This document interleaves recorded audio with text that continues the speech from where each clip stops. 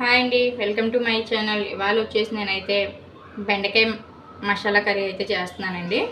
దానికి ఇప్పుడైతే ఎలా ముందుగా అయితే బెండకాయలు శుభ్రం క్లీన్ చేసుకుని చిన్న చిన్న ముక్క అదే మరీ చిన్నగా కాకుండా మీడియం ముక్కలు అయితే కట్ చేసి పెట్టుకున్నాను. అలాగే ఒక 2 రబ్బలు కరివేపాకు, ఒక 4 పచ్చిమిర్చి, ఒక 2 ఉల్లిపాయలు, అలాగే టమాటాలు ఒక 4 పేస్ట్ చేసుకుని పెట్టుకున్నానండి. ఇంకా మిగతా ఏమేమి పడతాయో ఇప్పుడు ఈ ప్రాసెస్లో అయితే మీకు చూపిస్తాను. ముందైతే నేను స్టవ్ మీద మూకుడు పెట్టుకుంటున్నా. ఇప్పుడైతే స్టవ్ మీద అయితే ముక్కుడు పెట్టేసుకున్నాను. ఇందులో ఒక 2 స్పూన్స్ వరకు ఆయిల్ కూడా వేసుకుని హీట్ ఎక్కనిస్తున్నాను. ఇప్పుడు ఆయిల్ హీట్ ఎక్కే వరకు వెయిట్ చేద్దాం. ఇప్పుడు ఇది ఆయిల్ హీట్ ఎక్కిపోయింది. ఇందులో మనం ముందుగా కట్ చేసి పెట్టుకున్న బెండకాయ ముక్కల్ని ఒకసారి లైట్గా ఫ్రై చేసుకోవాలండి. ఇప్పుడైతే బెండకాయ ముక్కలు వేసేసుకుంటున్నాను. లైట్గా అయితే ఫ్రై చేసుకోవాలి.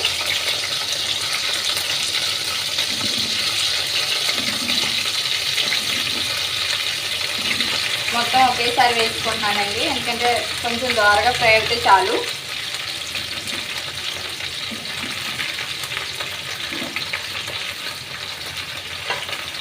ఇప్పుడు వీటిని బాగా ఒకసారి కలుపుకోవాలి.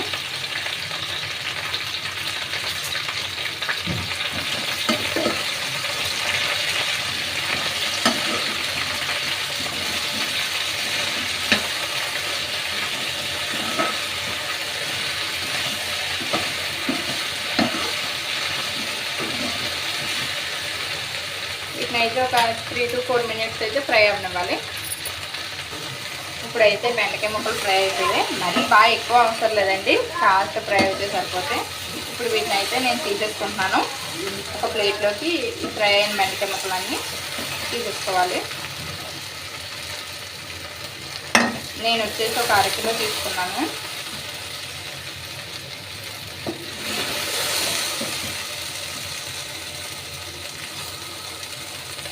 ఇప్పుడైతే చూసారు కదా, మొత్తం తీసేసుకున్నాను. ఇప్పుడు మళ్ళీ ఇందులో ఆయిల్ అంతా కూడా అయిపోయింది కాబట్టి ఇందులో మళ్ళీ ఒక 2 స్పూన్స్ వరకు ఆయిల్ వేసుకున్నాను. ఇప్పుడు మళ్ళీ ఆ ఆయిల్ వేసుకున్న తర్వాత ఇందులో అయితే నేను 1 స్పూన్ మినపగుళ్ళు, అలాగే 1 స్పూన్ పచ్చెనగపప్పు వేసుకుంటాను, 2 కలిపినవి వీటిలో. అలాగే 1 స్పూన్ వరకు ఆవాలు కూడా వేసుకుంటున్నాను.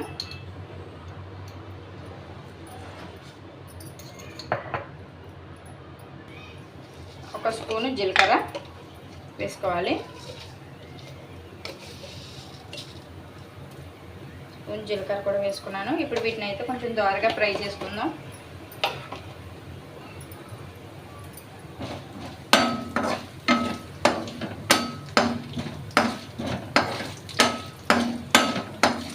ఇవి కొంచెం దోరగా ఫ్రై అయినప్పుడు ఇందులో అయితే మనం ముందుగా కట్ చేసి పెట్టుకున్న పచ్చిమిర్చి వేసుకోవాలి.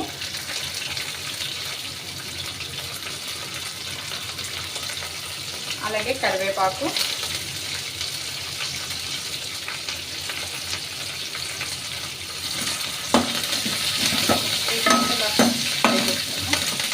వీటిలో అలాగే ముందుగా కట్ చేసి పెట్టుకున్న ఆనియన్స్ కూడా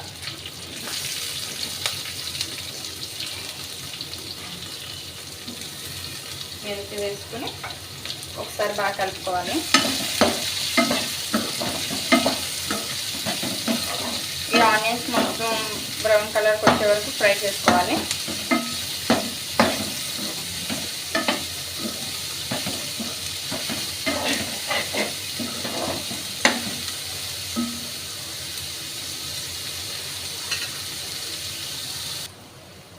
ఇప్పుడైతే ఆనియన్స్ కూడా ఫ్రై అయిపోయాయండి. ఇందులో అయితే మనం ముందుగా పేస్ట్ చేసుకొని పెట్టుకున్న టమాటా పేస్ట్ అయితే వేసేసుకుంటున్నాం. వేసుకొని దీన్ని కూడా ఒకసారి బాగా కలుపుకోవాలి.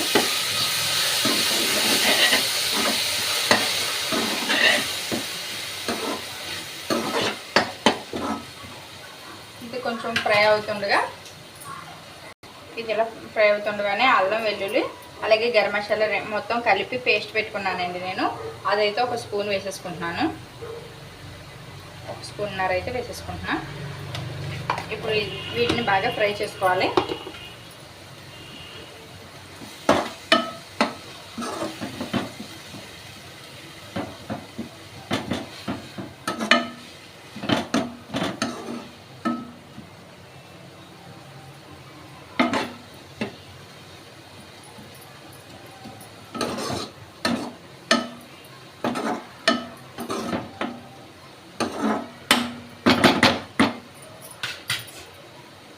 ఇలా అయితే ఒక 5 నిమిషాల పాటు బాగా ఫ్రై అవ్వాలి.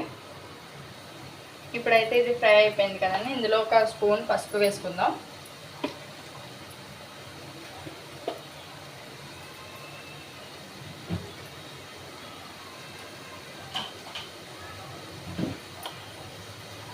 ఒక 1/2 స్పూన్ వరకు పసుపు వేసుకోవాలి.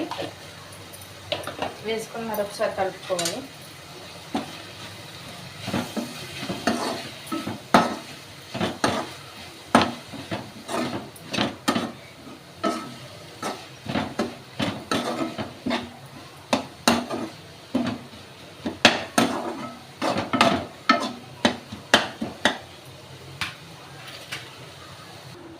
ఇప్పుడైతే పసుపు వేసుకొని కాసేపు మగ్గనిచ్చాం కదా, ఆ మగ్గని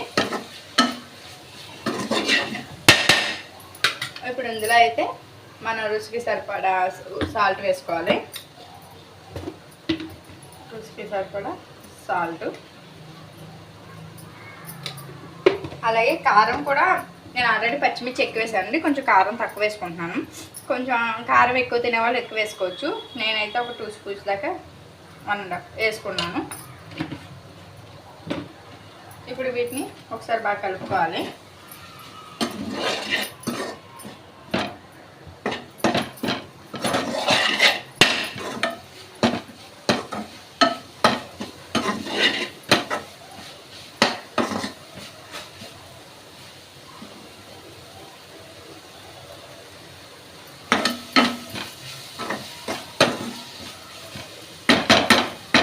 చూసారు కదా, ఇప్పుడైతే ఇలా బాగా ఫ్రై అయిన తర్వాత ముందుగా తీసుకున్న పెరుగు, నేనైతే 1 కప్పు పెరుగు అయితే తీసుకున్నాను. మొత్తం దాన్ని వాటర్ వేయకుండా చిలికి తీసుకున్నాను. ఇప్పుడు ఆ పెరుగుని అయితే వేసేసుకుంటున్నాను. 1 కప్పు వేసుకున్న తర్వాత దాన్ని బాగా కలుపుకోవాలి. సిమ్లో పెట్టుకొని కలుపుకోవాలండి, మరి స్పీడ్లో అయితే పెట్టుకోకూడదు. మీడియం ఫ్లేమ్లో పెట్టుకొని ఒకసారి దాన్ని బాగా కలుపుకోవాలి. ఎక్కడ ఉండలు కట్టకుండా ఉంటుంది.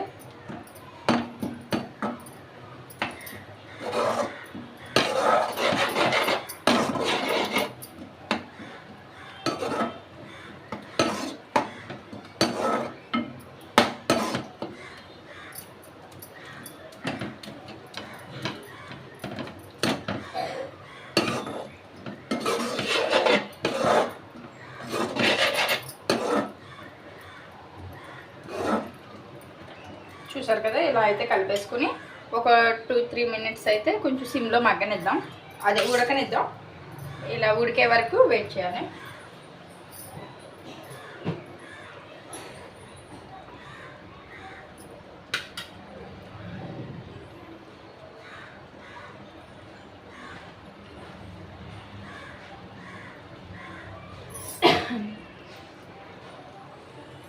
చూసారు కదా, కూర అయితే ఉడకడం స్టార్ట్ అయింది.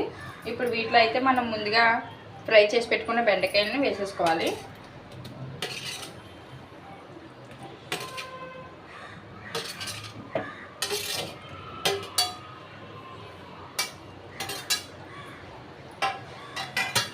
ముందుగా ఫ్రై చేసుకున్న బెండకాయలను అయితే వీటిలో వేసేసుకుని ఒకసారి బాగా కలుపుకోవాలి.